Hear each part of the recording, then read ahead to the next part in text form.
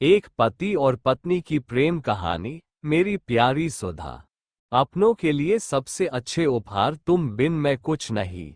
सुधा। मोहन ने सुधा का हाथ अपने हाथ में लेके बोला, डॉक्टर कहते हैं कि तुम मेरी बात नहीं सुन सकती, पर मुझे पता है कि तुम मेरी बात, मेरा स्पर्श सब महसूस करती हो। मोहन बोला। फिर कुछ पल एकटक सुधा को देखता रहा। जल्दी से ठीक हो जाओ सुधा, तुम्हारी ये खामोशी मुझे चुभती है। मुझे तो वो चुलबुली चहकती, दिन भर पट पट बोलने वाली सुधा चाहिए। तुम बिन मैं कुछ नहीं। इस अनाथ को तुमने अपने प्यार से एक परिवार का सुख दिया, जिसके लिए मैं बचपन से तरसता रहा। फिर तुम्हारे आने से मेरी बंजर जिंदगी जैसे फिर से हरी भरी हो गई। अरे ऐसे क्या देख रही हो, मैं सच कह रहा हूं सुधा। तुमने जहां एक और पत्नी बन मेरी जिंदगी को प्यार के रंग रंगीन किया, वही अपने दुलार व मेरी परवाह कर एक मां की तरह अपने प्यार का आंचल मेरे सर पे रखा। कभी कुछ गलत करने पे एक पापा की जैसे डांटा और फिर एक पापा के जैसे सही गलत बता के मेरा मार्गदर्शन भी किया।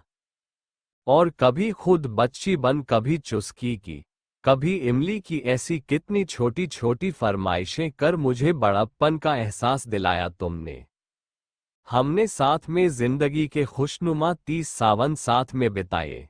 आज जब तुम मुझसे दूर हो तो पहली बार एहसास हो रहा है कि तुम मेरी जिंदगी की जरूरत नहीं बल्कि मेरी जिंदगी ही हो सुधा। यहाँ अस्पताल में सब मुझको पागल समझते हैं, मेरे पीठ पीछे मेरा मजाक भी उड़ाते हैं, कहते हैं कितना बेवकूफ है, कोमा में कोई सुनता है भला। पर मुझे इन पे गुस्सा नहीं आता।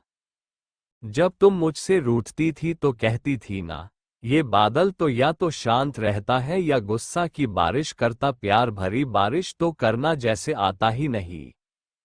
तुमको पता है मैं अब गुस्सा भी नहीं होता किसी पे करूं। गुस्सा तो अपनों पे किया जाता है ना। ये कह के मोहन का गला रुंध हो गया। मेरी जिंदगी की हरियाली तुम ही हो सुधा, तुम बिन मैं कुछ नहीं। प्लीज मेरे दिल की पुकार सुन लो, मुझे एक बार फिर से अनाथ मत करो। एक बार फिर मेरी बंजर जिंदगी को अपने प्यार की हरियाली से हरा कर दो। सुधा का हाथ अपने हाथ में लेके आज मोहन जैसे बादलों की बारिश की तरह आंसुओं से बरस पड़ा। बादल के आंसुओं से सुधा का हाथ भीग गया, उसके हाथ में थोड़ी हलचल हुई, जैसे मानो मोहन के आंसू बादल रूपी वर्षा से सूखी धरा का रोम रोम खिल गया हो। कहानी यहीं पर समाप्त होती है। कहानी सुनने के लिए बहुत बहुत धन्यवाद। आप लोगों को कहानी अच्छा लगा हो तो अनमोल ज्ञान हिंदी कहानी इस चैनल को लाइक और सब्सक्राइब करें। आप लोगों को दिल से धन्यवाद।